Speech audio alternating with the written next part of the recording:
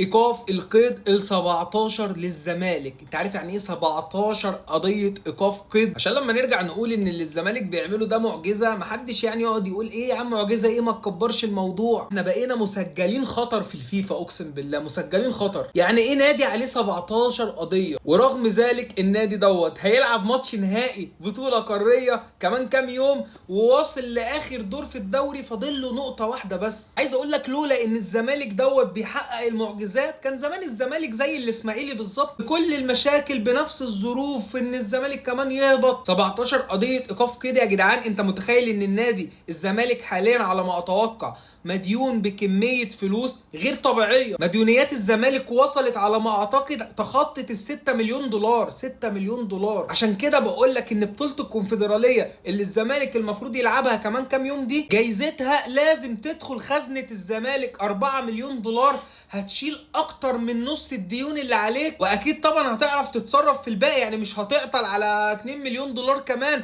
ولكن تخلص كل القضايا وتخلص كل مشاكلك، وتبدا بقى تفوق وتعمل صفقاتك وتبدا تخطط باذن الله للفوز ببطوله دوري ابطال افريقيا، عشان تقدر تكون منافس قوي السنه الجايه عليها. هيجي يبقى في شغل كتير قوي. فعشان كده بنقول ان اللي الزمالك بيعمله دلوقتي ده اشبه بمعجزه، لان ان شاء الله لو الزمالك قدر ان هو يجمع بين بطوله الكونفدراليه وبطوله الدوري، فهيقدر يخرج من ازمته الماديه ويخرج من كل المشاكل اللي هو بيتعرض ليها على مدار السنين اللي فاتت، لان الجوائز الماديه للبطولات ديت مع الرعاة زياده وانت بطل الدوري وكل الكلام ده هيفرق جدا مع الزمالك ماديا الفتره الجايه. فباذن الله الزمالك يقدر يخرج من كل دوت باذن الله، ويبتدي الخطوه دي بالفوز ببطوله الكونفدراليه يوم السبت الجاي ان شاء الله.